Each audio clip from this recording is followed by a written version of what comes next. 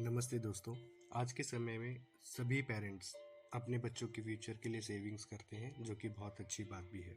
हर माता पिता यही चाहते हैं कि वे अपने बच्चों के भविष्य के लिए, उनकी पढ़ाई के लिए और उनके शादी के लिए कुछ अच्छा सा प्रावधान करें, जिसके लिए वह तरह तरह की बचत योजनाओं में पैसे लगाते हैं और अपने बच्चों के फ्यूचर को बहुत ब्राइट बनाने की कोशिश करते हैं। इसी संदर्भ में मार्केट में दो ऐसी स्कीम्स हैं गवर्नमेंट की जो बहुत चर्चित भी हैं और लोग इसमें अपने पैसे बचाना बहुत पसंद करते हैं। आइए चलिए इन्हीं दोनों पॉलिसीज के बारे में बात करते हैं और जानते हैं कि इन दोनों में क्या अंतर है, जिससे कि सभी पेरेंट्स को एक अच्छी बचत का निर्णय लेने में सहायता मिले। दोस्तों, हम यहाँ पर बात कर रहे हैं मार्केट की बहुचर्चित योजना, जिसे सुकन्या समृद्धि अकाउंट के नाम से भी जाना जाता है, और ये पोस्ट ऑफिस और अन्य बैंकों से भी ली जा सकती है। इसके दूसरी तरफ LIC की एक पॉलिसी जिसका नाम जीवन लक्ष्य है, इसे सिर्फ LIC से ही लिया जा सकता है और ये बाजार में कन्यादान पॉलिसी के नाम से भी बहुत फेमस है। आइए दोस्तों, बिना विलंब किए हुए इन दोनों पॉलिसीज के अंतर को जानें, ताकि आपको एक अच्छी बचत और अच्छी योजना लेने में सहायता मिले। बात करते हैं कुछ पॉइंट्स की। जैसे सुकन्या समृद्धि अकाउंट यदि हम खोलते हैं तो यह अकाउंट बच्चे के लिए खोला जाता है, और वो भी फीमेल चाइल्ड के लिए, बच्ची के लिए खोला जा सकता है। और ये अकाउंट 21 साल के लिए खुलता है, जिसमें 15 साल आपको पैसे जमा करने होते हैं और 6 साल का उसके बाद वेटिंग पीरियड होता है। उसके बाद आपको इससे मैच्योरिटी मिलती है।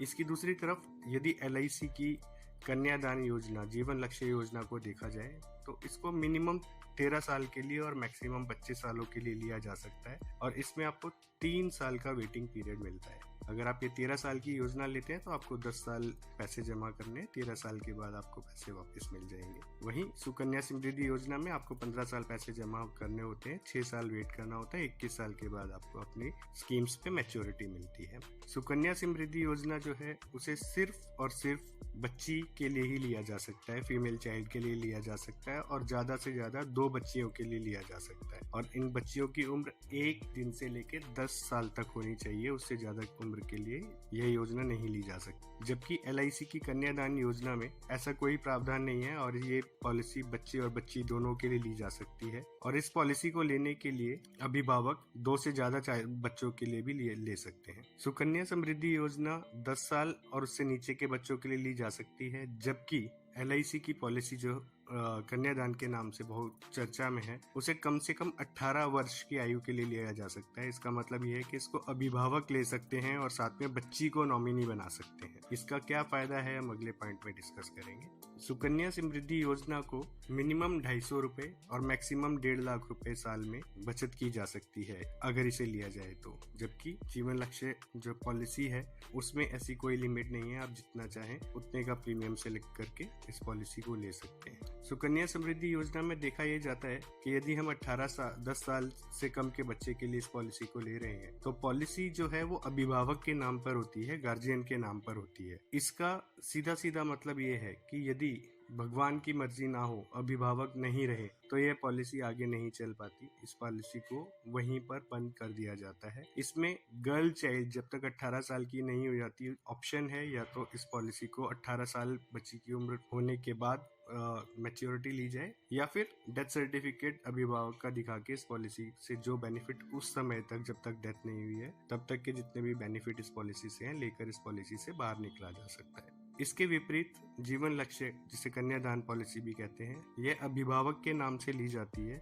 और इस पॉलिसी को लेने का सबसे बड़ा बेनिफिट ये होता है कि इसमें आप बच्ची को नॉमिनी भी रख सकते हैं। ईश्वर ना करे यदि अभिभावक की डेथ होती है तो यहाँ पर जो पॉलिसी का अमाउंट सेलेक्ट होता है उसके हिसाब से जो भी सिक्योरिटी अमाउंट या इंश्योरेंस अमाउंट होता है, सबसे पहले तो वह राशि दे दी जाती है। इमीडिएटली वह राशि नॉर्मल डेथ के केस में यदि 10 लाख है तो 10 लाख दिया जाएगा, एक्सीडेंट के केस में 20 लाख है तो 20 लाख दिया जाएगा। और उसके बाद कन्यादान पॉलिसी में आगे की सभी किस्तें माफ हो जाती हैं, कोई पैसा जमा नहीं करवाना होता किसी को भी। और इसके अलावा यदि 10 लाख की पॉलिसी है तो उस पर 10% जब तक पॉलिसी बचती है, आगे के टेन्योर में 10 साल अगर पॉलिसी बची है तो 10 लाख का 10% 1 लाख रुपया प्रति वर्ष भी बच्ची के लालन पोषण के लिए दिया जाता है। और साथ में जब पॉलिसी मैच्योर होती है तो पॉलिसी से मिलने वाले सभी लाभ भी उसको दिए जाते हैं। यह अंतर है सुकन्या समृद्धि अकाउंट और LIC की जीवन लक्ष्य पॉलिसी के बीच में ये बहुत बड़ा अंतर है दोस्तों। सुकन्या समृद्धि योजना में अकाउंट होल्डर की डेथ होने के बाद ये अकाउंट क्लोज हो जाता है या बच्ची जब तक मैच्योर नहीं हो जाती है तब तक इसमें वेट किया जा सकता है और बाद में इसकी परिपक्वता ली जा सकती है। लेकिन जिस तरह अभी हमने चर्चा की, यहाँ पर गार्जियन की डेथ होने के बाद इमीडिएटली सहायता राशि मिलती है, सारे प्रीमियम माफ होते हैं, हर साल बच्चे के लालन पोषण के लिए भी कुछ प्रावधान किया जाता है और मैच्योरिटी भी मिलती है।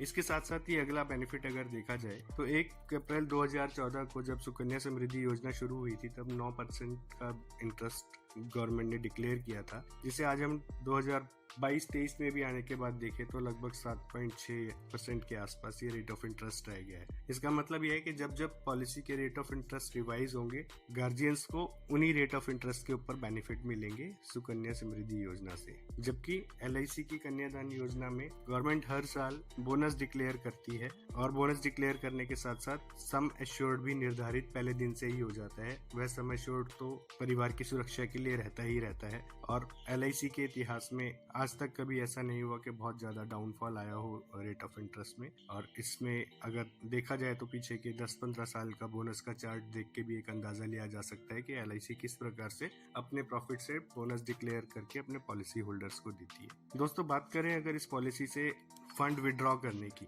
तो इस पॉलिसी से सुकन्या समृद्धि योजना में बच्ची की मैरिज या हायर एजुकेशन के लिए सिर्फ 50% तक का प्रावधान है जो कि अपनी जमा की हुई राशि पर लिया जा सकता है। जबकि LIC की कन्यादान योजना में लोन का बेनिफिट है, बहुत बड़ा बेनिफिट है, जिसमें अपनी जमा की गई राशि का 3 साल बाद 90% तक लोन लिया जा सकता है और उसे किश्तों में चुकाया जा सकता है। सुकन्या समृद्धि योजना से जब पैसे लेके बाहर निकल जाएंगे तो उतने पैसे से पर आपको परिपक्वता का लाभ नहीं मिलेगा। जबकि लोन LIC की कन्यादान योजना से लिया जाए तो धीरे धीरे करके लोन भी चुकाया जा सकता है और हर साल बोनस जैसी सुविधाएं भी ली जा सकती हैं। तो ये कुछ अंतर हैं इन दोनों पॉलिसीज में दोस्तों। आशा करता हूँ कि इन अंतर के बारे में आप जानकारी लेंगे और खुद ही निर्णय ले पाएंगे कि समझदारी किसमें है।